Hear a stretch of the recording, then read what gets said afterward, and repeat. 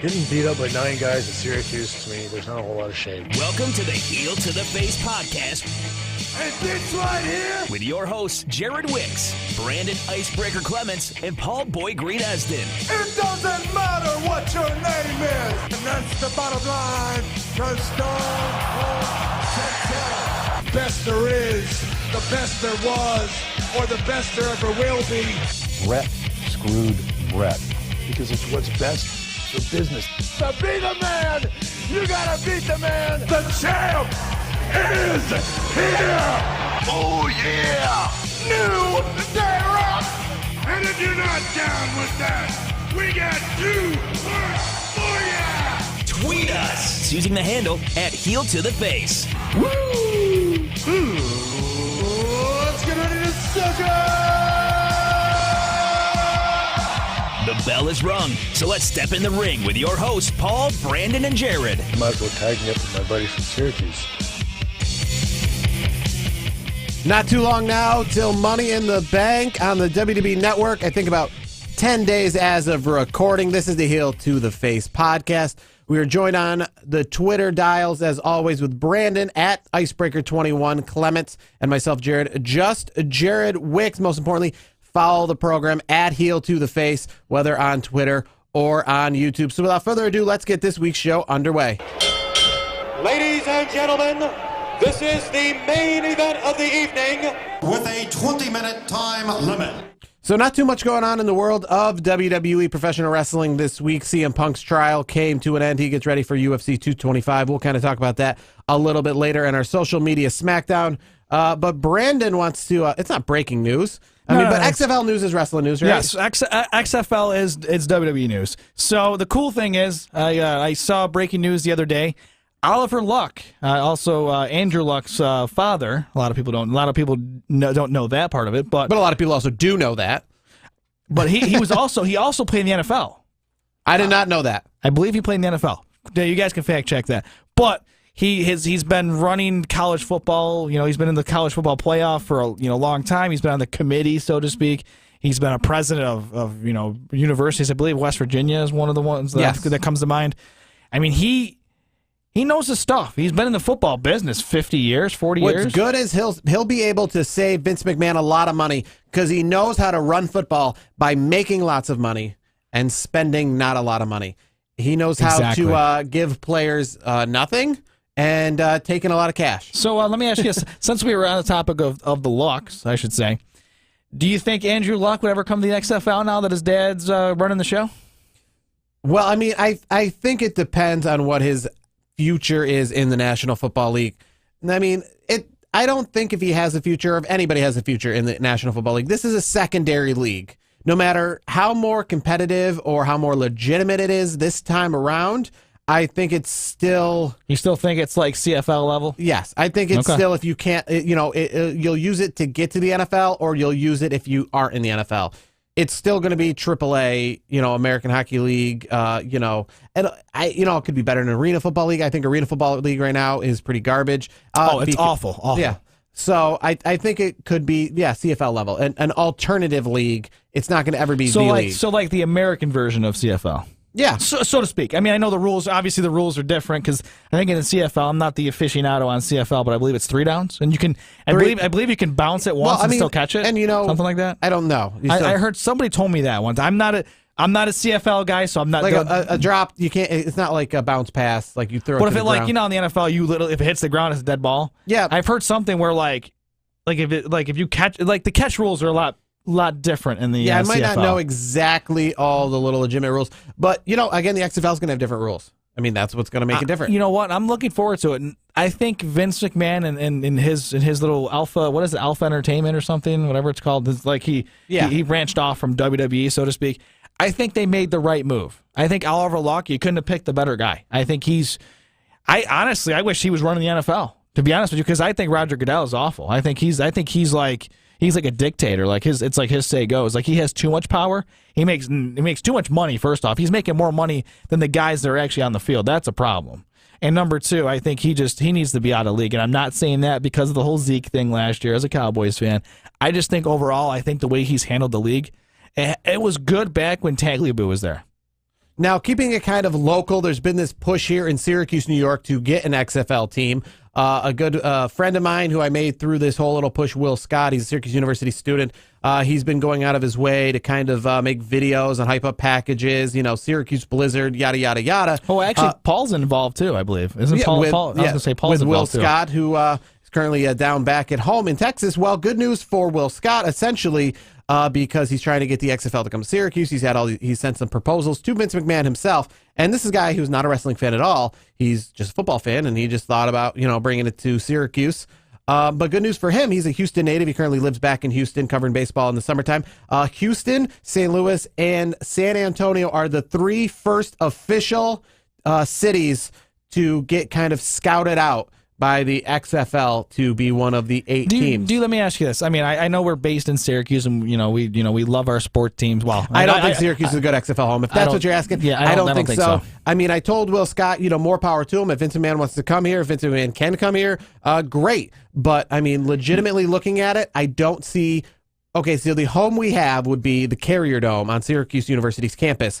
Syracuse University definitely rents the place out for a night for concerts here and there. Lets events go on. They're not going to rent it out for a whole season. It's not just renting out for a season. 5-10 games, whatever it is. The team would have to make it its home. So that means during January through March, well, if you're familiar with Syracuse, January through March is the Carrier Dome. There's another sport that happens to be going on there. 2 actual sports, men and women's basketball, which kind of takes precedent. Kind of a big deal. January through March, though, another team would want full access of that locker room. And we're not talking they're going to use it on off dates of Syracuse. They are going to want to pick the dates. They're going to want the locker room. They're going to want to say, I know that SU basketball is playing tonight, but we need to get in there. We need to practice. We need in the locker room. We need to do this. We need to do that. You know where I think would be an ideal spot? And it is upstate New York, technically. I think Rochester would be a great city. I was thinking Albany. Albany? I mean, Albany just got the quote-unquote one of the 4 now in the awful Arena Football League. But they've got an Arena Football League team. But Albany's very sports void. The reason why I don't say Rochester, I think it's I don't think it's a big enough market, to be honest with you. Rochester's bigger than Syracuse. Yes, and it is. Yes, that's why I don't think Syracuse is going to go through. I mean, more power to these guys to get Syracuse, because hell, if they play in Syracuse, I'll go to a game. Absolutely, But realistically, I'm thinking Buffalo's out of the picture because of the Bills. I don't think Buffalo is going to be in the picture. I mean, there's only 8 cities too, and if the NFL was drafting a new 32 cities, brand new from scratch, without any pre-existing markets. I watched this on Colin Cowherd the other day. If the NFL was to start the NFL brand new with 32 brand new cities, never knowing their history, meaning like Green Bay doesn't count because it has history, looking at Green Bay like it's never had an NFL team, looking at Buffalo like they've never had an NFL team, place like Buffalo, Green Bay, those places wouldn't get teams. No, I mean, they just happen to have gotten teams when they were in, but places like Buffalo wouldn't get teams. You know what? Vancouver, Toronto, New York City might even get a 3rd team, but Buffalo would probably be left out. I'll say this. In the California market, I'm thinking, this is out of the box. I'm thinking like a Sacramento or a San Jose is what I'm thinking. I think the XFL, or San Diego. There's 3 teams, there's 4 cities actually, I think, that should be locks for the XFL in my eyes, because these are cities that are big football hotbeds and void of the National Football League. San Diego, St. Louis, Oakland, St. Louis, and San Antonio. Those are 4 cities that I felt that should be so you got San Antonio, which is a current proposed city. They've got an indoor. They got the Alamo Dome, which is like a perfect size. Doesn't fit 100,000. Fits about 50,000. Perfect size for an arena like that, for an XFL game, for a brand new team. Yeah. So you got San Antonio. You have St. Louis. What was the other ones? Oakland. Yeah, that's and San Diego. Yeah, I could see that. They got stadiums they got NFL stadiums. I mean, the Alamo Dome's good enough, I think. And then probably like Orlando. What about like Portland? I mean, Portland could be. I think, because I won't Portland's see Seattle. Been kind of going at a Major League Baseball team as of the last couple years. See, that's the thing. They're trying to be a little bit bigger. They're a pretty big city, but they're trying to like put themselves into the mainstream. They have that NBA team, and they feel like Blazers, they want to like start to be considered a more legitimate city. Let me ask you this: if you had to pick a team in the Northeast region, where would you go? If you like, and this is the whole Northeast. I mean, what city? It's hard not to pick New York because it's New York, but at the same time, you want to stay out of there because of the fact that they have so many teams. Yeah, that you'd want somewhere near New York. Hartford, Connecticut comes to mind. Newark, New Jersey comes to mind. Toronto comes to mind. They're void of the national. They have the CFL, but they love American style stuff as well, and I think they're big enough. Toronto, I could see Toronto, and they wouldn't clash seasons. Meaning, if the NFL moved into Toronto, the CFL would be gone. But I think if the XFL moved into Toronto, the CFL and the XFL could coexist. They're different seasons. They're both equally smaller. It'd be like two minor league teams. Well, think of it this way. So the XFL season ends or starts when the NFL season ends. Essentially, that's the proposal. It's supposed to be January through March. So you got March, and then the CFL is the summertime, right? Spring and summer. That's why I don't think they would clash. Yeah, I think that's perfect because then for football fans, there's. I mean, I'm not a CFL. Like I said, I'm not a CFL aficionado or anything. But as a football fan, that's cool because you have NFL, XFL, CFL, and then you're back to NFL. So you have football year round, which I think that's the idea that Vince McMahon is trying to give. I think that's a good idea. I think it's a good move. So staying locally, but moving now on to what the show is about, professional wrestling.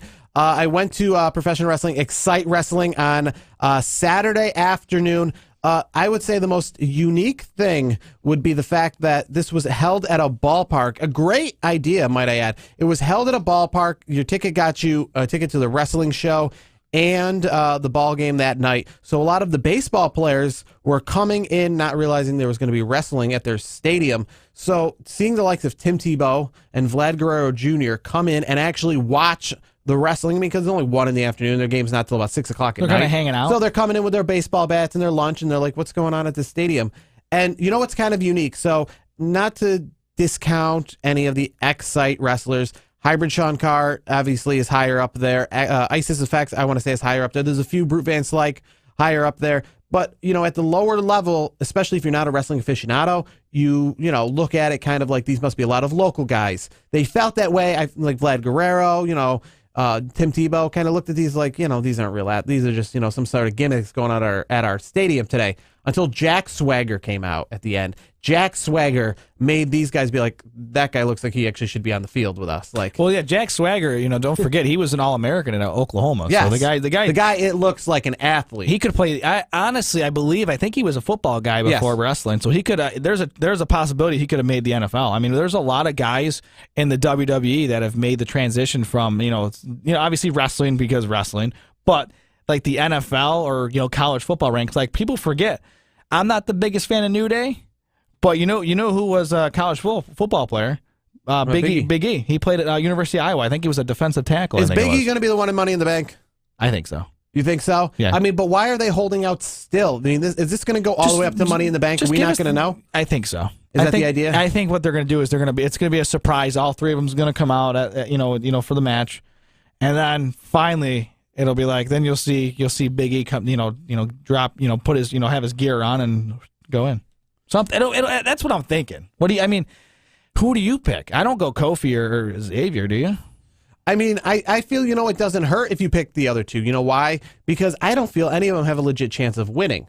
Oh, they're not winning. They're filling. So then you could put Kofi in there because of the fact that we think Big E because he looks like he belongs the most, as if everyone had a legit chance to win. But if none of them have a legit chance to win, like, for example, if a tag team was made of Braun Strowman and Nicholas, and one of them had to be picked to fight Brock Lesnar for the heavyweight championship, but it was already determined that neither of them were going to actually win, and it's just going to be like a joke competitor, then why not have Nicholas be it? Because it's not like it's legitimate. If this was, I felt Big E was going to be in it and win it, then I'd be like, it's Big E. But I don't feel like whoever's in it's going to win it. So I feel that it doesn't matter if it's Kofi. You know what, though? What WWE could do is throw Xavier Woods in there. Yeah. I've seen him get a little bit of a push lately.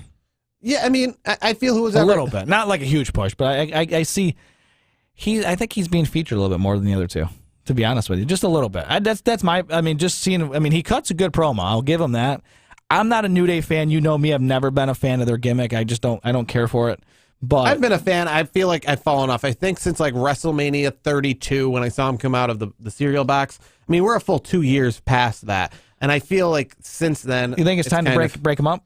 I don't know about that, but I just feel like me personally, I'm not I haven't been a big fan. I haven't been into him the whole time. I don't know. The pancake thing, I'm kind of over it. But speaking of folks that I do like, and I'm on the bandwagon, is Elias. That's my guy, man. I love Elias. I love his gimmick. I think he's a great in-ring competitor. The guy's going to be... They could give him the belt? Absolutely. Why not? He's so over with the fans.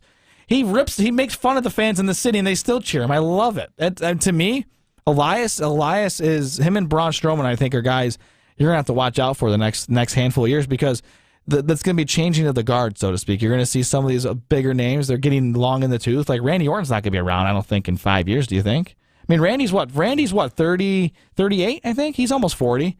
I don't think he's going to be around as full. Undertaker's still around. Undertaker looks like, and from what I've been making, and now that he's created an Instagram, he's going to be at this Friday night show at Madison Square Garden. Now, that's quite revealing because I want to say the last couple of years he was WrestleMania only, except for the year he lost to Brock Lesnar. I think it was WrestleMania then SummerSlam. Can you just hang it up? Now he's going to have 3 matches in the first 6 months of the year, which means that if he has even 1 match in the last 6 months of the year, that's going to be 4 matches, which I want to say is more matches than he's had in the last 5 years, and any of those years. Oh, definitely. Like most of the time he has 1 match, maybe he has 2 matches, but to have 3 matches already or this early into the year, to me, I don't looks like he's only picking up steam here. Here's my thing. Why can he just retire?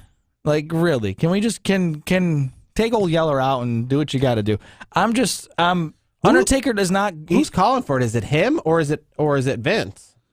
It wouldn't surprise me if it's Vince, because Vince knows he can still draw with Taker, so why not? I get it. Yeah. But to me, I'm done with it. I love Undertaker. I love what he's done for the business all these years, but it's time to hang it up. It's just time to hang it up. And for me, it's time to, let guys like, Elias shine. Braun Strowman, I think, this is my bold prediction, this time next year, he's the face of the franchise. I'm telling you, that's my bold.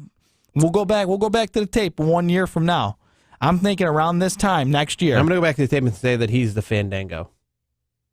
No. Remember the push Fandango got when he came in? When Fandango made his debut, he immediately went into a WrestleMania match with Chris Jericho.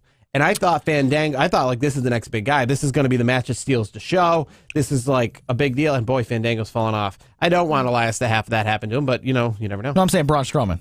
Oh, you're saying Braun Strowman's going to be? Yeah. I thought you were saying Elias. No, Elias is going to be he's going to be up there. Like I'm telling you, Braun Strowman, a year from now, heading into SummerSlam season and whatnot. I think he's the face. I think he's the face of the franchise. Elias will be up there. Elias to me is going to be one of the top tier guys. Like he's going to me by next year, Elias will be the likes of like Seth Rollins, maybe a Finn Balor at that point, maybe even higher than him. I just think Elias is so entertaining. He's so good in the ring. I mean, he has the full package. I mean, to me, I think that guy is going to be he's going to be a threat. I think him and Braun are going to be running into the things for a while because they're both fairly young. So now, in outside of wrestling, but in the world of popular culture, many people are familiar with this incident that happened. It seems like 15 years ago now, where Michael Richards, formerly known as Kramer on the show Seinfeld, he was doing a stand-up bit in Los Angeles. He was losing the crowd, and the crowd was starting to be like, this guy's not funny. And he actually went the opposite way, and when he started losing the crowd, he threw some words out there, racial slurs, and just for shock effect, I think, at the time, that really pushed everyone over the edge, and then people left and were booing, and then he had this big apology tour, and that kind of reminded me of what happened this week on Raw. So everybody hated the Sami Zayn and Bobby Lashley's sister gimmick. So how did they take a gimmick that people did not like? They doubled down by now having Sami Zayn claim, "Were you even in the army?" Yeah, to me that was a little low blow for me. I mean, That one I did not like that very, very much. Growing up in a military family, I'm like, no, this guy served. Not only did he serve, but his father served. It's a family thing. Like you don't call that out. It felt like uncomfortable. It felt it felt uncomfortable with the sister situation. So you then you're like, okay, we apologize for that, and then you go out and you go worse. Were you really in? Like, and you're come on. Where is this? I mean, this storyline with these guys. It's going nowhere faster. Well, to me, they're not using Bobby Lashley the right way. They're underutilizing him. I think creative's done a awful job, and I'm putting the WWE creative, the crew there. You gotta do better with Bobby Lashley. The guy has all the tools in the box. Use him the right way. Why are we doing something stupid like this? To me, it's another WWE creative that's doing absolute garbage. Now, you talk about stupid. I just want to leave this here. The last thing I want to say about stupid. Now, this is stupid. And if you're somebody out here who did this, I think it's don't. WWE released an official B-Team t-shirt that is a white t-shirt with the screen printed that looks like Sharpie black marker B on the front, and on the back it's written again like in Sharpie that says the B is for best. If you're a WWE fan, I will give you a way more credit if you make your own t-shirt and you go to the show with a white t-shirt and a Sharpie than if you pay $27.99 and buy a screen printed version of a Sharpie shirt. You know what? That's stupid. That's going to sell a lot. I'm telling you right now, those shirts are going to sell. The B team's on fire right now. Don't do that.